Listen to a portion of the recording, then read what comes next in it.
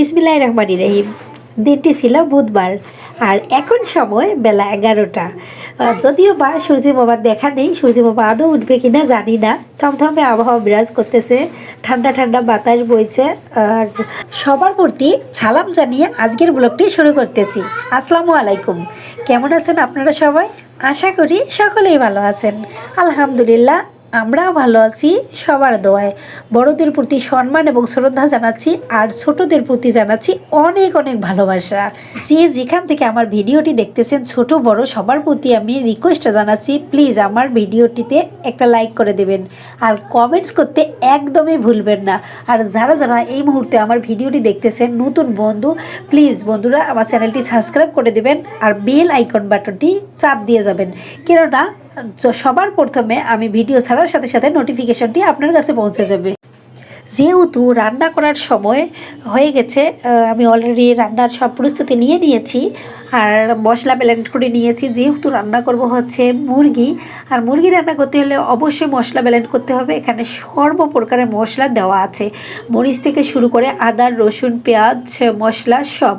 আর আমি কচু কেটে নিয়েছি, এই কচু যে খেয়েছে সেই কিন্তু জানে এর স্বাদ। ঠিক আছে, দেশি মুরগি দিয়ে রান্না যদি করা যায় তাহলে তো আপনি হাত চেটে খাবেন, আর যদি না থাকে তাহলে অবশ্যই সোনালি দেওয়া খাওয়ার চেষ্টা করবেন। এটা মাছ দিয়েও খুব ভালো হয়, কিন্তু মুরগি দিয়ে বেশি পারফেক্ট হয়। ঠিক আছে, যে আমার মুরগির মাংস 1 কিলো মাংস এখানে আছে, 1 কিলো মাংস দিয়ে রান্না করব। যেহেতু একটা কচু আছে এখানে, ছোট সাইজের কচু একটা নিয়েছি। আপনাদের ভাইয়া বাড়ি থেকে নিয়ে এসেছে, আমাদের শ্বশুর বাড়ি থেকে। আর কচু কেটে নিয়েছি, এত টেস্টি, ভাপে ফেলাও লাগে না, মুখেও লাগে না। ঠিক আছে, আর মশলা টশলা সব রেডি করে নিয়েছি। মাংস এবার ধুয়ে বসিয়ে দেব। আর কচু টচু সব ধুয়ে নিয়েছি, পরিষ্কার করে নিয়েছি। খুব স্বাদ হয়। ঠিক আছে, আমি বলবো না, আপনারা প্লিজ খেয়ে দেখবেন নিজের থেকে। মুরগির মাংস দিয়ে রান্না করে খেয়ে দেখবেন, তাহলে অবশ্যই বুঝতে পারবেন আসলে এর স্বাদ কী। যেহেতু তেলে দিয়ে রান্না করব, তাই যে পেঁয়াজটা নিয়েছি আর গোটা মশলা নিয়েছি।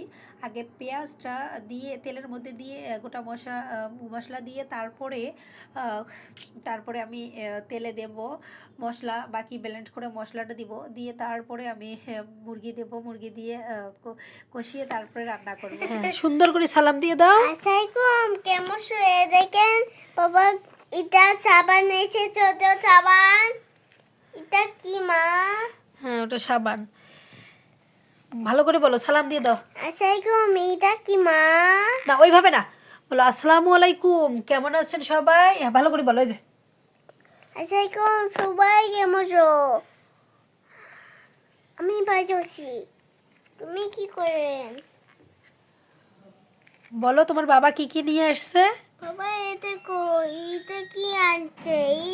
এই দেখো, এটা সব নিয়েছে। হ্যাঁ, তোমার বাবা নিয়ে এসেছে। হ্যাঁ মাম্মা। খুব সুন্দর তোমার খেলনা, ডক্টর, সব ডক্টর নিয়ে এসেছে। এটা কি সোনা? এটাতে ওয়াও ওয়াও, এটা ইনজেকশন।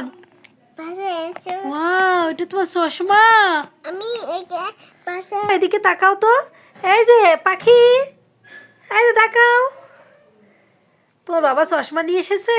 মামা আমি তুমি ডক্টর সেজেছো, দেখি সোনা, দেখি। ওয়াও, আমার নাইস টু বেবি ডক্টর সেজেছে। আপনারা দেখেন, ডক্টরের কত সুন্দর সুন্দর জিনিস।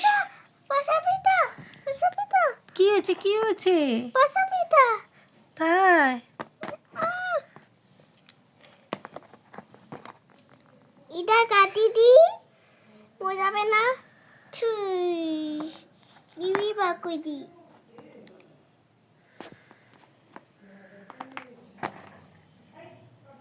এটা ভেতরে কি আছে?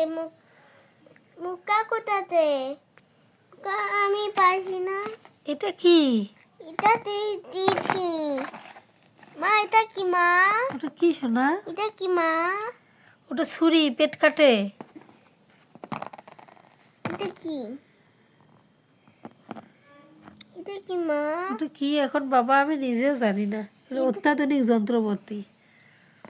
এটা কি? আল্লাহ হাফেজ বলে দাও।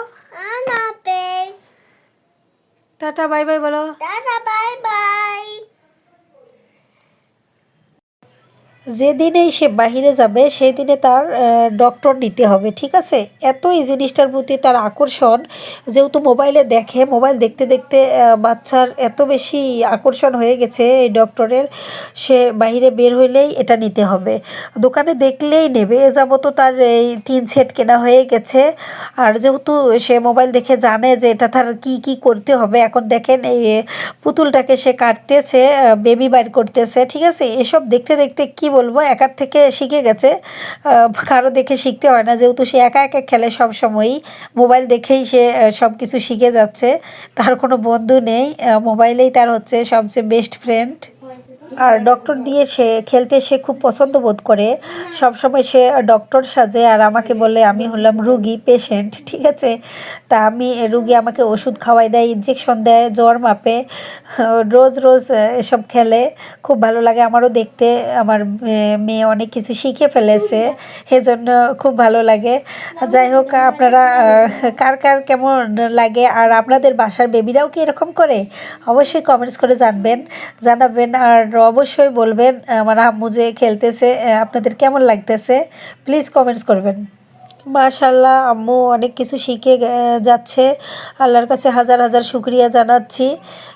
অনেক কিছু নিজে বুঝতে পারি মা হিসেবে যে আমার বাচ্চার প্রতিভা। সবাই দোয়া করবেন আমার বাচ্চার জন্য, সবার কাছে রিকোয়েস্ট।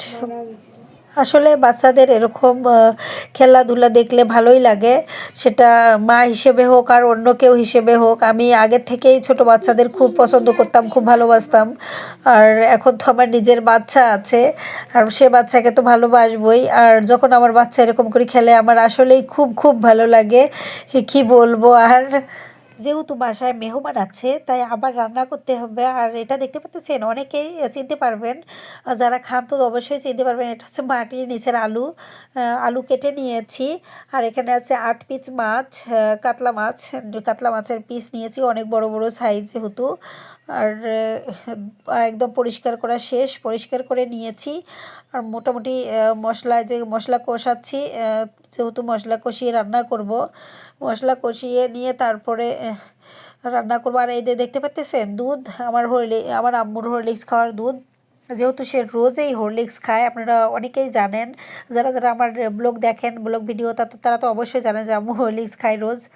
আর আলু একদম পরিষ্কার করে নিয়েছি, মাছও পরিষ্কার করা শেষ, মশলা কষিয়ে তারপরে রান্না শুরু হয়ে যাবে। রান্না শুরু হয়ে গেছে, সব কিছু মশলা যেহেতু একবারেই ব্লেন্ডার করে নিয়েছি, মশলার মধ্যে এবার বাকি যা কিছু দেওয়া লাগে, লবণ,